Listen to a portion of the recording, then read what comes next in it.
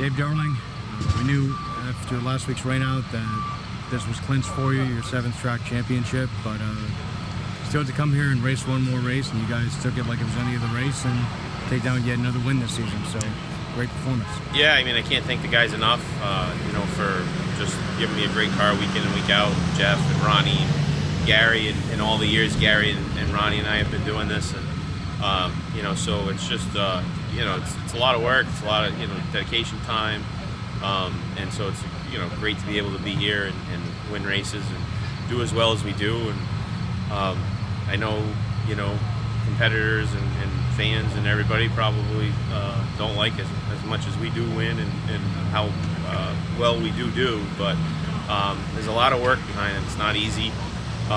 Like anybody else, there is a lot of money, but a lot of teams here have the same money and spend the same money, so we're fortunate where we have good guys, and I have for years, and with Ronnie and Gary and Jeff, and Jeff lives down the road, and I'm just fortunate to be able to use his knowledge to get a really good car each week, and close friend, and we just kind of we get along real well, and we both like to win, both super competitive, so you put that together and you end up with some pretty good results.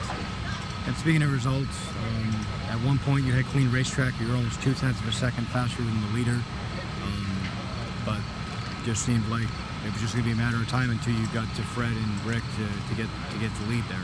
Yeah, it looked like Fred and Rick were battling for the lead a little bit, but it didn't look like Rick was just enough faster. And those guys were running good, and they both running better this week than they had been.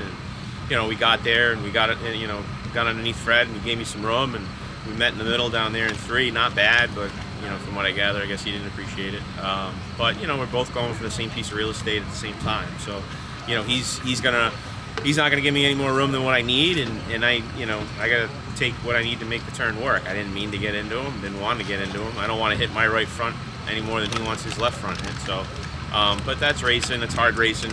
Fred and I have been at it for a while, and so it's nothing new for either of us. And I've been on the receiving and the giving end of it, and it's just same piece of real estate in the middle of the turn, and a lot of guys go for it at the same time. And Rick, I got to Rick, and Rick was doing what he needed to do, protect the bottom, and that caution came out. So it would have been interesting if the caution hadn't come out, how that was going to pan out. I probably I was contemplating going to the outside of him, because listen, he's not new to this, and so if there's somebody that's not going to give up the bottom, no slow down, to the point, he knows the groove, and he knows, how much he needs to. The problem is you slow down almost so much, you risk put yourself in jeopardy and getting run over. So, because I had a guy behind me too. So, it's tough sometimes when you're eating a sandwich. So the caution came out kind of at the right time. I don't know, if we would have went to the outside, if I would have got spun out, who knows. So, but fortunately we didn't have to figure that out. We got the restart there, and we were able to get a good start. And, Rick ran me real clean, hard but clean. Got into me a little bit, but nothing that would cause me to lose control or anything. So that's racing, racing for the leads. And this sport, your family's been involved in this, your uncle, your dad. There's just been, seems like 40-something years of competition going back, through your whole family. So it's just cool to see you guys continue the success here year after year. Yeah, my grandfather, he was friendly with D'Anthony Vendetti, and he ran. He remembers midgets running here. I mean, he ran, I think a 19. I might be wrong, like a 37 Ford back in the 40s. He was 15. He owned the 2 cars, but wasn't old enough to race them, or didn't race them. My dad might know better. But came here one night, and one car was on top of the other, upside down. And he had 2 cars out in the field. And I think he remembers when this was a chicken coop.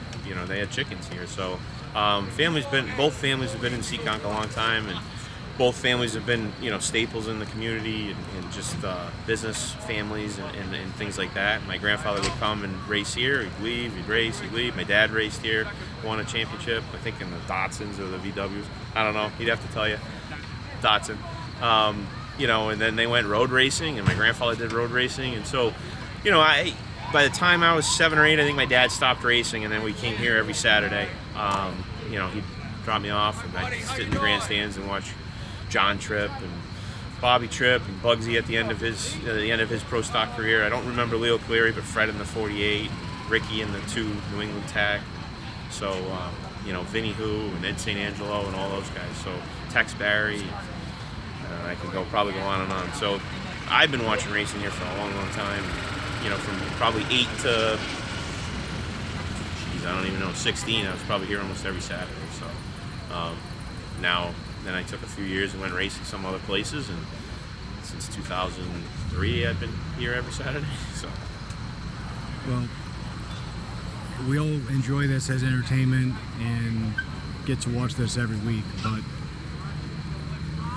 is there anything you could take from watching those guys 30-something years ago to any kind of lessons you learn from just watching them every single week that you can apply to actually driving? Yeah, I mean, I do it every week. I mean, I watched Fred for years in the 48 within an inch or two of the wall on the front straightaway with the back just hanging out, smoking the right rear, and just never hitting it lap after lap after lap. I mean, just the finesse and the car control that takes. Ricky, same thing.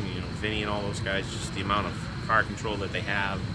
And then just watching, the patience and watching those guys let things sort out, and then watching the times it worked and times the aggressiveness didn't work and things like that. And I remember watching Bob Trippin when he bought the car from Vinny, and the line that he kind of ran, and how it helped get through the turn, and it was a little different than everybody else, and to a degree. And so, yeah, I mean, you definitely pick stuff up. And I mean, I'd come and watch every practice, I'd watch every heat race, I'd watch every race. So, eventually was able to get in the pits, maybe when it wasn't supposed to, or it wasn't supposed to, I don't remember, but just talk to those guys and things like that. And I've been going over Nat since I was a baby. So, I mean, it's just, been around a long time. Nat used to fix my grandfather's cars back when he had an auto repair shop. So it's definitely part of the family. And being a family, the team that's been around you, a lot of pieces of this have been around for seemingly all that time, back to 2003. Just who are some of the people and sponsors that made another 6 season possible? Bristol Toyota Scion and Johnson Landscape. Johnson Landscape and Gary Johnson, I mean, without him, he kind of helped me get into this back in 03 before I was, he was the main sponsor and spending all the money, so I can't thank him. He's got still some motors and other things with us, and good friend, good business partner and businessman, and that we do work with. And, so Columbus Oil, Macedonia Boys, and Papa John's, and Seekonk Grand Prix, my dad. So I only raced because of my dad, so he got me into it when I was 16. And this is a pretty cool milestone. You mentioned 2003 is when you decided to focus on here weekly, and all these wins have come in the top class here in the Pro Stock division.